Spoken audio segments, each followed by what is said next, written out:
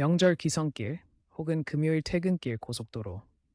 한참을 거북이 걸음으로 가다 보면 이런 생각이 듭니다. 대체 앞에서 무슨 큰 사고라도 난 거야.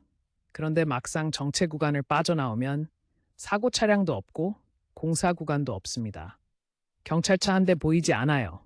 분명 30분 동안 기어왔는데 원인은 어디에도 없습니다. 도대체 내 앞에 차들은 왜 멈췄던 걸까요? 그리고 더 무서운 질문. 지금 이 순간에도 누군가의 브레이크가 당신을 향해 전파되고 있다면요.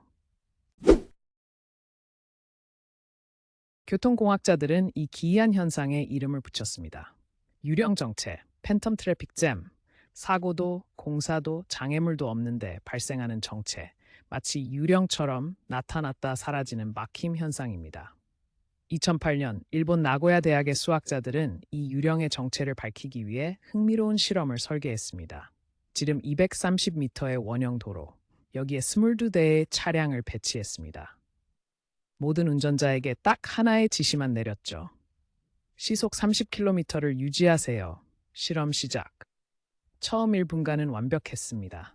22대 모두 일정한 간격, 일정한 속도, 마치 시계 톱니바퀴처럼 정밀하게 돌아갔죠.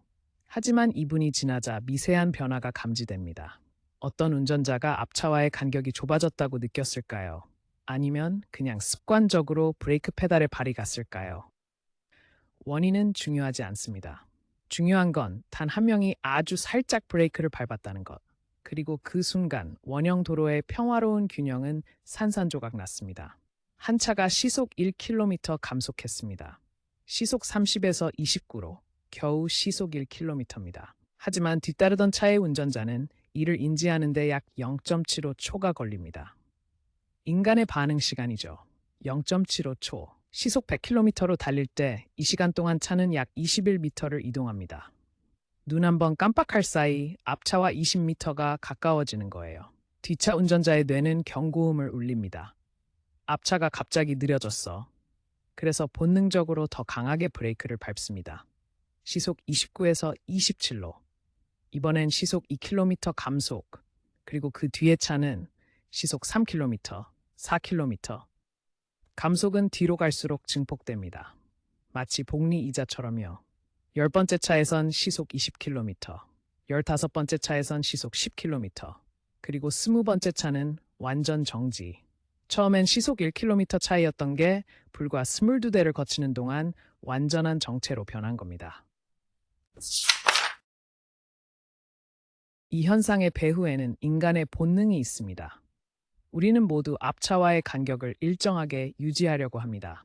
너무 가까우면 불안하고 너무 멀면 끼어들기 당하니까요. 교통공학자들은 이 본능을 수학으로 포착했습니다. 이름하여 차량 추종 모델. 화면을 주목해 주세요. 복잡해 보이지만 핵심은 단순합니다. 당신이 밟는 가속 페달 또는 브레이크의 강도는 두 가지에 달려 있습니다. 첫째, 앞차와 나의 속도 차이, 분자에 있는 이 부분이죠. 앞차가 나보다 빠르면 가속하고 느리면 감속합니다. 둘째, 앞차와 나의 거리, 분모에 있는 이 부분입니다. 거리가 가까울수록 더 민감하게 반응하죠. 그런데 여기 치명적인 변수가 숨어 있습니다. 바로 화면에서 빨갛게 빛나는 타우, 반응 지연 시간. 앞차가 지금 브레이크를 밟아도 당신이 그걸 인지하고 대응하기까지 0.75초가 걸립니다. 그 0.75초 동안 상황은 이미 바뀌어 있어요. 간격은 좁아졌고 당신은 앞차보다 더 강하게 브레이크를 밟아야만 합니다. 그리고 당신 뒤의 차도 똑같은 상황에 놓이죠.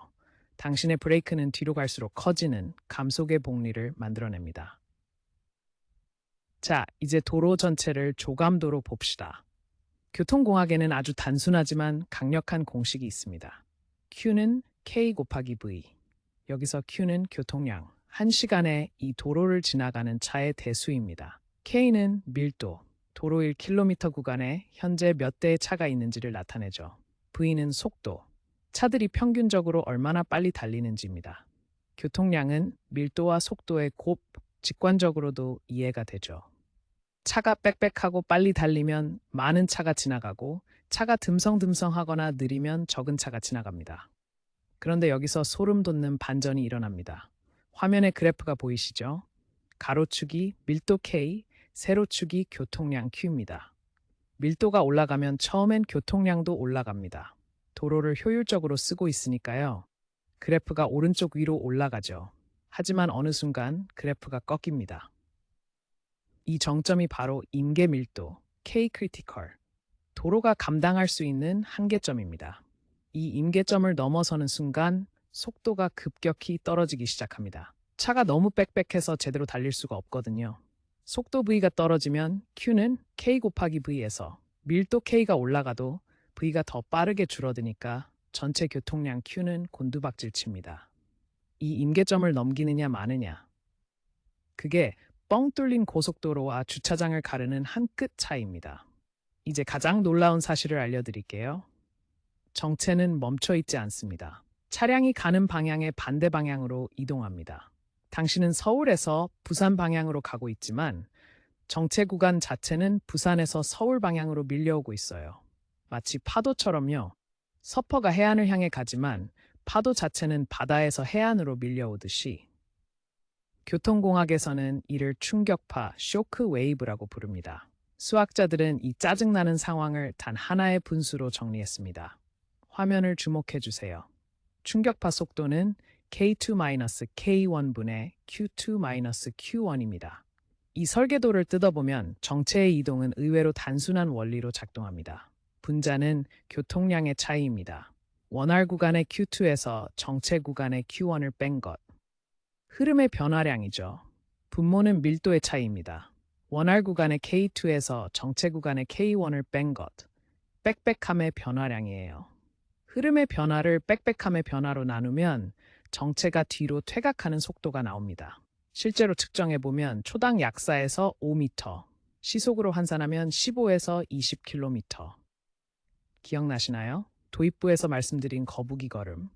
당신이 시속 10km로 기어가고 있다면 그건 1km 앞에서 시작된 정체 파도가 당신을 덮쳤기 때문입니다.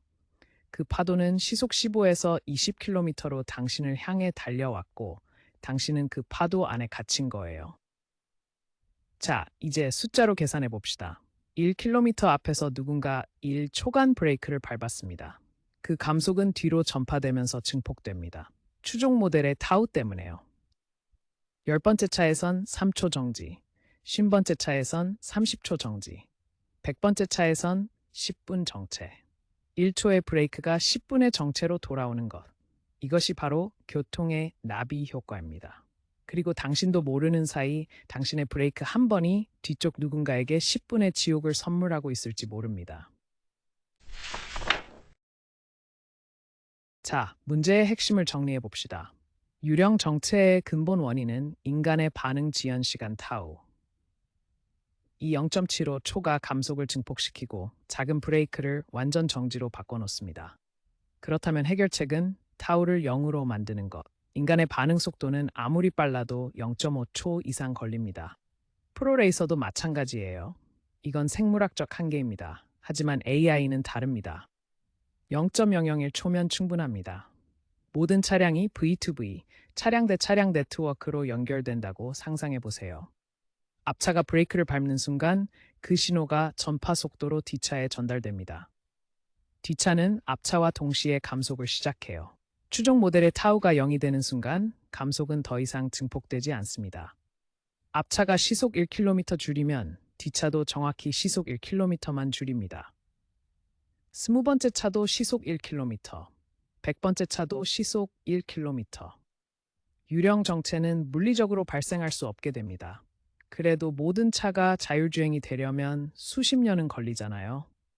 맞습니다. 하지만 희망적인 연구 결과가 있어요. 2016년 일리노이 대학 연구팀이 흥미로운 시뮬레이션을 했습니다.